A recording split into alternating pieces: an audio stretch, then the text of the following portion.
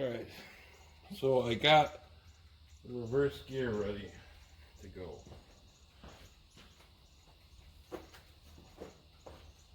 And I did lie a little bit. I was able to put the reverse fork and stuff on there. It was not a big deal. So here we go.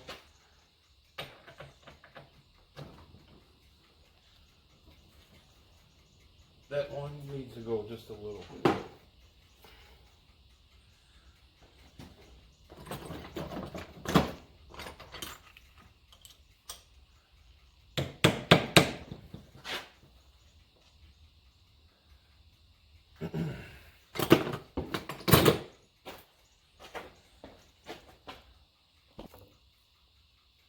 Okay, that one's on all the way. I used a socket that was the size of that gear and just tap it down.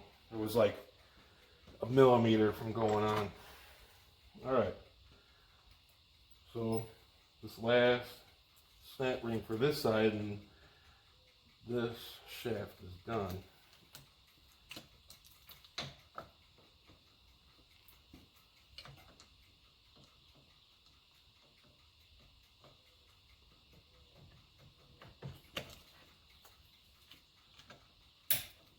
That snapped in through. We're good to go with that. You can always tell they'll like just barely fit. So, reverse gear. I got the synchronizer dropped in. I did not put the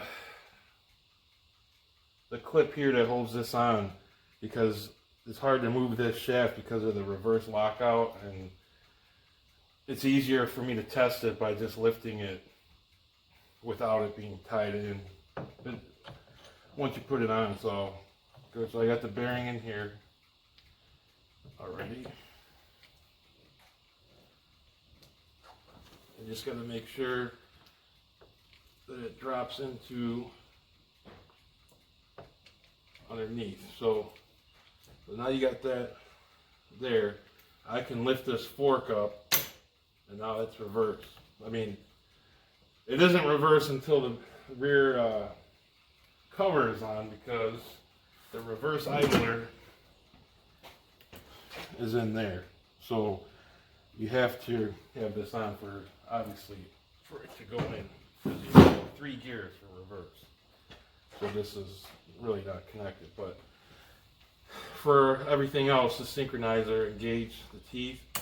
They're locked in a neutral position, and that's reverse. And if I want to test this synchronizer in here, well, first I know that's good, so I'm gonna put this little snap ring on.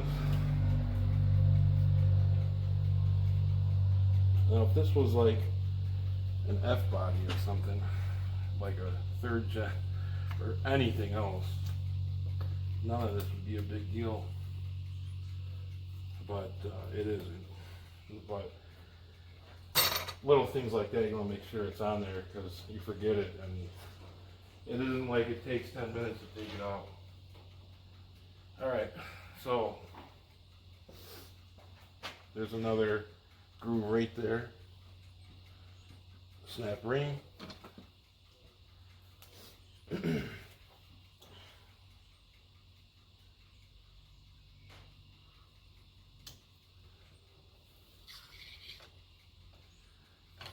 It's nice to hire you get up, because the less obstacles you got to go over as far as other ring lands here. Because these can be a pain in the ass, because they barely grab on.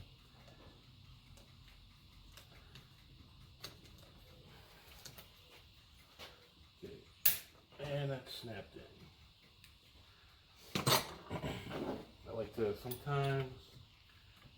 There, it's in the groove. And the washer has it still turns, so you know that it's just right.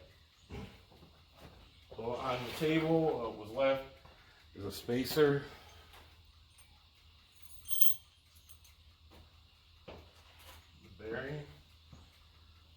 then one more snap ring.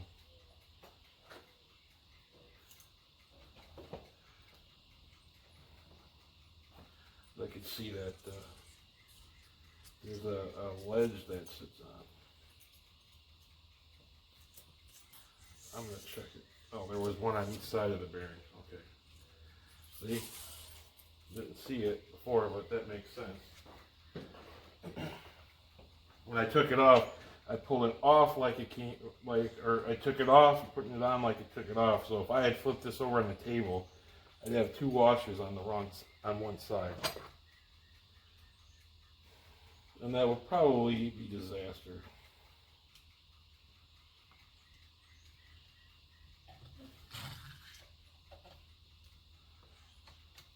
This is nice when you get to the end of this part. For whatever reason, I thought that, forgot how much stuff this was. Alright, that's all in. So that's everything. I got nothing left on the table. I got these old keys, but that's just it. So all I got to do is put the rear housing cover back on, and then it's ready to go back in. Thank God.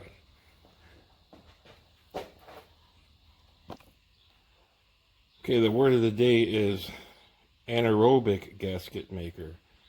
Last time I used this regular stuff, I didn't have a problem with it leaking or anything, but I was just told that this is the right stuff to use, so I use it this time. Like, I'm not gonna go out of my way and take it apart to get it off the main case, because I don't have an issue. If I ever was to take it apart again, I would, I guess, but I'm not worried about it. So basically all I had to do was just tighten this down.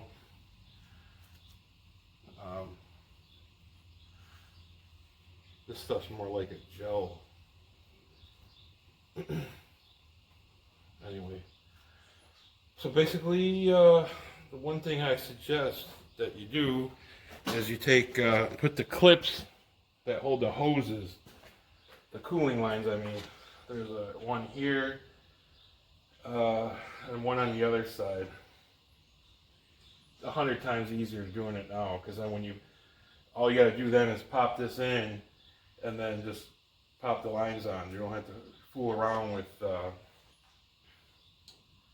trying to get them in when it's all tucked up in there. It'd be a pain in the ass. So I'm gonna clean some of this shit up now and get stuff out of the way, lay this horizontal and get my strength up, ready to pick this thing up and set it back on the trans jack. And then it'll be ready to go in.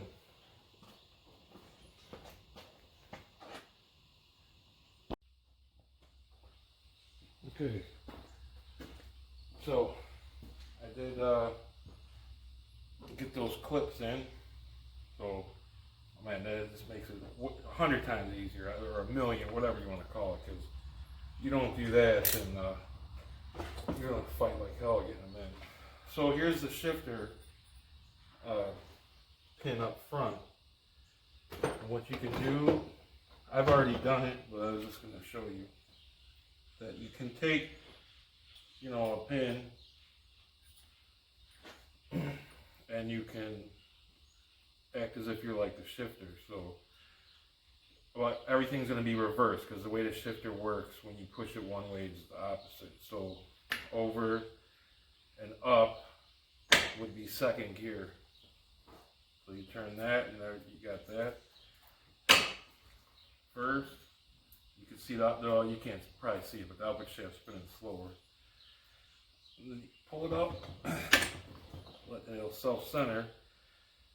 Forward, then we fourth, do 1 to 1. Third. Gonna get it right in the middle. The neutral, there we go. Over and back. Fifth gear. and then the new 6th gear, which is a .567. So that'll be nice for the highway. I tend to drive the car on the highway a lot now, so it'd be nice to have a nice cruising RPM. I mean,